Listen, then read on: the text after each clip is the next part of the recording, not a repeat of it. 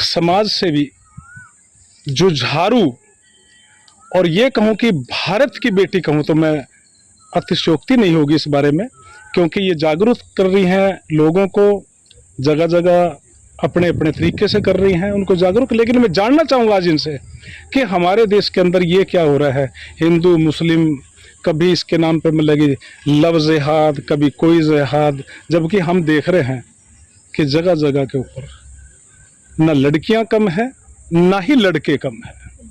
किस तरह का मतलब कि व्यवहार भारतीय संस्कृति को उजाड़ने के लिए किया जा रहा है। मैं तो यही कहूँगा भारतीय संस्कृति को खत्म करने के लिए ये नए नए प्रयोग किए जा रहे हैं, और उन्हीं का साथ दे रही है हमारी सरकार है। क्या कहना चाहोगे? सबसे पहले सभी देशवासियों को नमस्ते। और ये जो भी आपने बातें बोली, मैं तो जैसे कि आपने बोला भी कि हम लोग सभी को जागरूक कर रहे हैं, जगह जगह घूमकर, अलग अलग जगह पर जाकर। तो मेन एजेंडा है एजेंडा 2030 न्यू वर्ल्ड ऑर्डर। उसी एजेंडे में ये सब शामिल हैं चीज़ें, जो भी अभी आपने सवाल किया वो सब इसी में शामिल है कि न्यू वर्ल्ड ऑर्डर का जो ये एजेंडा है, इसमें ये लोग हमारी संस्कृति को, हमारे देश का जो कल्चर है उसको ख़त्म करने की कोशिश की जा रही है। कानून के ज़रिए जो ये भी रूल्स नए नए सरकारें लेकर आती हैं। अभी आपने हिंदू मुस्लिम की बात कही, तो हिंदू मुस्लिम पे भी आप ये देखिए, अभी दिल्ली में एक कांड हुआ, उससे पहले 2 और कांड हुए हैं इसी तरह से। अब वहाँ पर क्योंकि जो लड़का था मारने वाला वो मुस्लिम था, तो वो हिंदू मुस्लिम का मैटर बन जाता है। सरकारें और मीडिया मिलकर इसको, जनता को आपस में लड़वाने के लिए ये हिंदू मुस्लिम का मैटर बना देती हैं। लेकिन मैं सवाल करना चाहती हूँ, जो निर्भया कांड हुआ था, अगर जनता के लिए थोड़ा मैसेज है ये कि सोचना चाहिए आपको, जो निर्भया कांड था, क्या वो लड़की मुस्लिम थी या वो जो इतनी क्रुएल्टी करने वाले लोग जो थे वो मुस्लिम थे क्या? दोनों हिंदू थे। दोनों हिंदू थे। तो ये जो अपराध है उसमें हिंदू मुस्लिम वाला मैटर तो कई से, यहाँ तक कि आप ये देखिए, जब उन लोगों को फांसी होने वाली थी, निर्भया कांड के जो दोषी थे उनको जिस दिन फांसी होनी थी, उनके परिवार के लोग, उनकी जाति के लोग वहां पर आकर तिहाड़ के बाहर खड़े होकर बोर्ड लेकर खड़े हो गए थे कि हमारा जो ये लास्ट एक विक्टिम जो बचा था जिसको फांसी हो रही थी, कि इसको फांसी नहीं हो सकती क्योंकि वो शर्मा है, क्योंकि वो पंडित है, ब्राह्मण है, क्योंकि वो ब्राह्मण है इसलिए उसको फांसी नहीं दी जा सकती। तो लोगों को ये भी क्या समझ में नहीं आता कि अगर वो ब्राह्मण है तो उसको ये लाइसेंस मिल जाता है कि वो किसी भी बहन बेटी को रोंद दे, कुचल दे, उसको रेप करके उसको जान से मार दे, इतनी बुरी तरह से है। लेकिन जो लोग पोस्टर लेकर उसके फेवर में खड़े हुए थे कि इसको फांसी नहीं हो सकती क्योंकि ये ब्राह्मण है, वो भी हिंदू ही थे, उनको कोई फर्क नहीं पड़ा कि ये बहन बेटी भी हमारी हिंदू है। तो जब आप ये कास्ट का जो थोड़ा डिफरेंस आ जाता है तो उस पर लोग हिंदू मुस्लिम पे लड़ जाते हैं बेवकूफ़ों की तरह, इनको नहीं समझ में आता। अभी मैं पिछले 3-4 महीनों से मेरे पास एक केस आ रहा है, यूपी के कासगंज से हैं, साध्वी हैं जी, साध्वी पूजा ठाकुर जी हैं, जो पिछले 3-4 महीनों से पुलिस स्टेशन के चक्कर काट रही हैं, जितने ये हिंदूवादी संगठन है उनसे मदद मांग रही हैं, लेकिन कोई उनकी मदद नहीं कर रहा, क्योंकि उनको बलात्कार करने की धमकी देने वाला, उनको जान से मारने की धमकी देने वाला, जान से मारने की कोशिश करने वाला खुद उसी गांव का हिंदू ही है, हिंदूवादी संगठन का मेंबर है, बीजेपी का मेंबर है वो। और पुलिस वाले, एफआईआर दर्ज हो चुकी है, पुलिस वाले कुछ नहीं कर रहे हैं, एक्शन नहीं ले रहे। वो शायद इंतजार कर रहे हैं कि वो पूजा साध्वी पूजा ठाकुर जो हैं, शायद उनका मर्डर हो जाए, उनका रेप हो जाए, तो शायद उसी चीज का इंतजार हो रहा है, तभी एक्शन होगा, तभी हंगामा होगा। एक चीज जानना चाहता हूँ, जैसे आपने साध्वी का जिक्र भी कर रहे हैं, तो साधु समाज जो मतलब की बड़ी बड़ी बातें करता है, फिर वो कहाँ है? कोई मदद नहीं कर रहा। नहीं, क्यों? आखिर क्यों? मैं यही तो समझाना चाह रही हूँ, आपके जरिए से मैं जनता को यही मैसेज देना चाह रही हूँ कि आप, जब ये वो एक मुस्लिम लड़का था उसने हिंदू लड़की को मार दिया, तो आप लड़ने के लिए तैयार हो गए, पूरे देश में हंगामा खड़ा हो गया जातिवाद का। जब एक साध्वी जो है उस पे अटैक करने वाला, उसको जान से मारने की, रेप करने की धमकी देने वाला वो एक हिंदू ही है, उस पर क्यों नहीं बोलता कोई? क्यों उसके ऊपर कोई आवाज नहीं उठाता? उससे आपको फर्क नहीं पड़ता? वो भी तो क्रिमिनल है, वो आपकी खुद की ही हिंदू बहन बेटी है। आप जाते हो पाकिस्तान की बातें करते हो, मुस्लिम कंट्रीज की बातें करते हो, पाकिस्तान में हिंदू महिलाओं पर अत्याचार हो रहा है। अरे भैया, अपने देश के अंदर हिंदू महिलाओं के ऊपर, तुम्हारे हिंदू ही जो क्रिमिनल अटैक कर रहे हैं, अत्याचार कर रहे हैं, उनको तो बचा लो, पाकिस्तान तो बहुत दूर की बात है।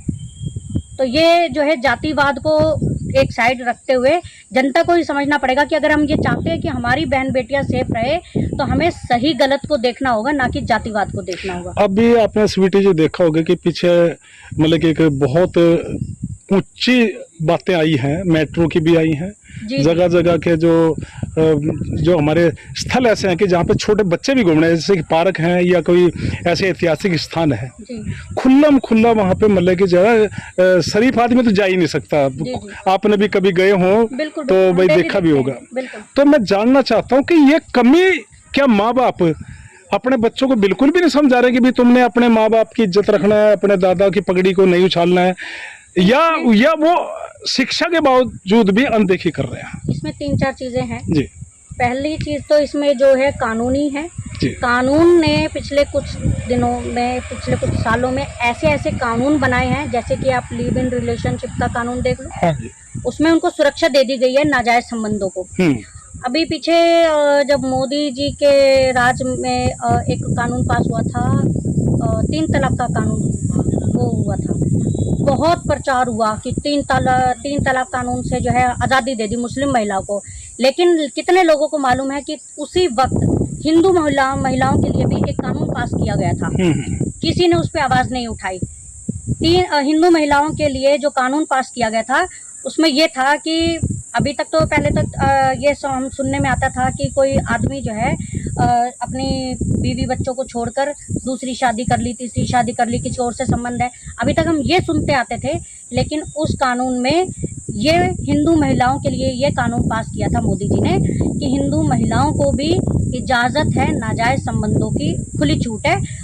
अब शादी के अलावा अगर नाजायज संबंध रखती है कोई भी हिंदू महिला तो उसके ऊपर कोई लीगल एक्शन नहीं होगा। मतलब भारतीय संस्कृति का सत्यानाश उठाने का ठेका। बिल्कुल, और किसी ने आवाज नहीं उठाई। अभी आप देखिए कुछ महीनों पहले ही अभी जो एक और शादी की उम्र जो है लड़की की वो भी कर दी गई है, बढ़ा दी गई हाँ जी। है ना, उसमें भी जनता ने आवाज नहीं उठाई। लेकिन उसका आप देखो कि शराब पीने की उम्र कम है, सेक्स करने की उम्र कम है, लेकिन शादी की उम्र बढ़ा दी गई है। सरकारें कर रही हैं और मीडिया इसमें खुला प्रचार करता है, लोगों के माइंड में फिट करता है, माइंड प्रोग्रामिंग कर देता है कि आपको खुली छूट है ये सब करने के लिए। मीडिया के जरिए, सरकारों के जरिए, सोशल मीडिया के जरिए आप देखो दिन रात गंदगी चल रही है हमारे टीवी और स्मार्टफोन के जरिए। स्मार्टफोन को आप देखिए, पिछले जो ये लॉकडाउन हुआ था, लॉकडाउन किया इसीलिए गया, बच्चों को घर में बिठाया गया, जो स्कूली बच्चे थे उनके भी हाथों में इंटरनेट और स्मार्टफोन पकड़ा दिए गए। जब वो बच्चे स्मार्टफोन चलाएंगे, इंटरनेट चलाएंगे, तो इंटरनेट पे वो क्या देखेंगे, आप 24 घंटे उनकी निगरानी नहीं कर सकते। गंदगी बहुत ज्यादा आएगी। जिन बच्चों के पास में स्मार्टफोन नहीं था, वो गंदगी नहीं पहुंची हुई थी, आज छोटे छोटे बच्चों के हाथ में वो गंदगी पहुंच चुकी है। तो हमारा जो कल्चर है, वो संस्कृति है, वो वैसे ही नष्ट होगा सामाजिक तरीके से। और कानूनी तरीके से सरकारें कर ही रही हैं ऐसे बेबुनियादी और बकवास जो है कानून बना के पास करके, वो भी हो गया। तीसरी कमी जो है हमारे समाज की खुद की है। समाज में हमारे पहले जो है, जैसे हम बोलते थे कि हमारे बड़े जो गांव देहात में हमारे जो बड़े बुजुर्ग होते थे वो सीसीटीवी कैमरा होते थे, निगरानी रखते थे। हमारे गांव में आसपास के मोहल्ले में कोई हमारे आसपास का बच्चा कोई गलत काम करते हुए दिख जाता था तो उसको वहीं पर टोकते थे, मार भी देते थे। बिल्कुल। लेकिन आज कानूनों के चलते हुए आज जो सामाजिक ताना बाना जो बिल्कुल बिगड़ा हुआ है सारा, उसकी वजह से आपके सामने कुछ भी गलत हो रहा होगा, आप बोलोगे ही नहीं। और जब आप बोलोगे नहीं तो उसी की वजह से, जैसे आपने बोला आपने कि मेट्रो में ये हो रहा है, वो हो रहा है, इस तरह के आए दिन वीडियोज आ रही हैं अभी, तो वो इसीलिए हो रहा है ना क्योंकि उन लोगों को मालूम है कि हम कुछ भी करें किसी को कोई फर्क नहीं पड़ रहा, कोई नहीं बोलेगा, तो इसलिए उनकी हिम्मत ज़्यादा बढ़ रही है।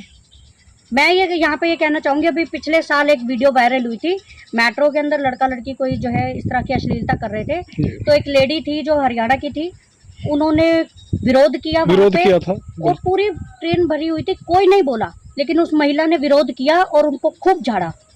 तो ये हर जगह पे होना चाहिए, जो हमारा सामाजिक ताना बाना जो पहले था वही वापस से होना चाहिए। अगर हमें अपनी संस्कृति, अपना कल्चर, अपना देश, अपने बच्चों को, अपने आने वाली पीढ़ी को बचाना है तो हमें वही अपना सामाजिक ताना बाना फिर से लाना होगा। स्वीटी जी, मैं आपसे जानना चाहता हूँ एक आखिरी बात, अगर मान लो कि चाहे वो हिंदू है, मुस्लिम है, सिख है या ईसाई है, अगर कोई गलती करता है तो गलती करने के बाद उसको सजा मिलनी चाहिए, इसमें कोई शक नहीं। लेकिन पूरे समाज को सजा देना ये कहाँ तक जायज है? जैसे कि मैं आपको एग्जांपल दूंगा। एक अभी उत्तराखंड में, उत्तरांचल में कुछ केस बताया गया कि एक लड़की के साथ कुछ किसी लड़के का प्यार था, लेकिन वहां पे क्या हुआ कि पूरे मुस्लिम समाज को ही उस गांव से, पुरोला नाम है उस गांव का, पूरे मुस्लिम समाज को बाहर निकाल दिया गया। वो छोड़ छोड़ के चले आए।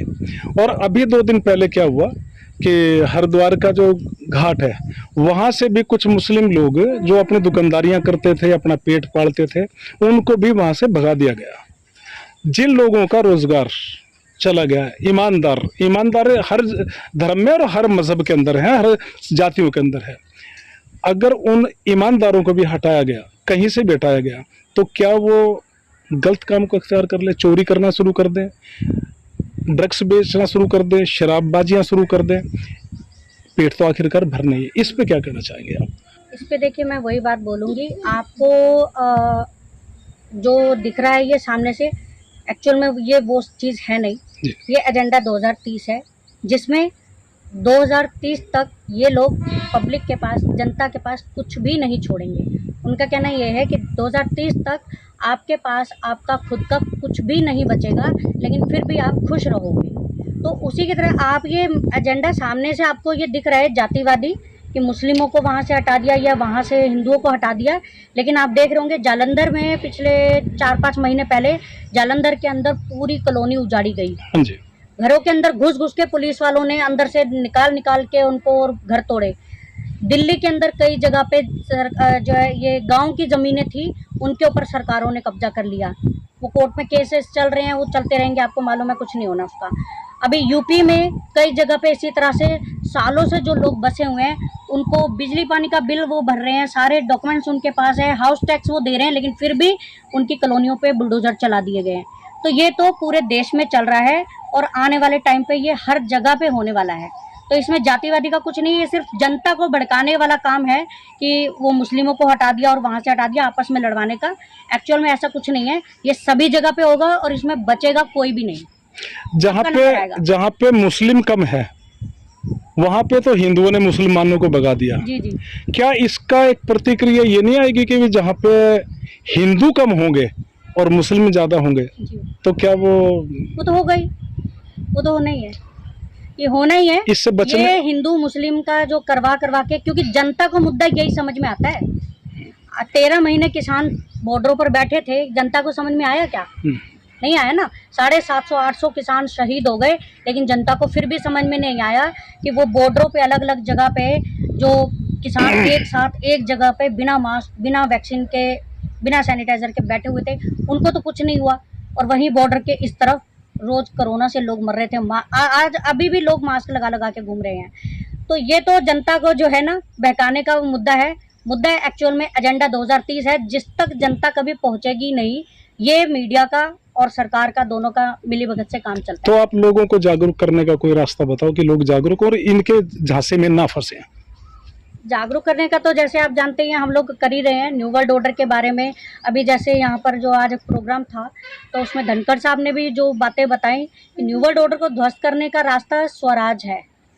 अभी सतपाल मलिक जी ने भी आप वही बात कही कि रास्ता जो है आंदोलन नहीं है, स्वराज है। और वो स्वराज की जो प्रक्रिया वही है जो हमारा पहला जो सामाजिक ताना बाना हुआ करता था, हमें वही अपना सिस्टम वापस लाना होगा, तभी हम लोग सब बच सकते हैं। और ये भी तभी होगा जब हम सब लोग एकता से लड़ेंगे। किसी एक की लड़ाई नहीं है ये, किसी हिंदू की या मुस्लिम की या किसी किसान की या जवानों की, किसी एक की लड़ाई नहीं है, पूरे भारत की लड़ाई है। और सबको एकता से लड़ना होगा भारतीय बनके, तभी हम लोग बच सकते हैं। बहुत बहुत शुक्रिया स्वीटी सैनी जी।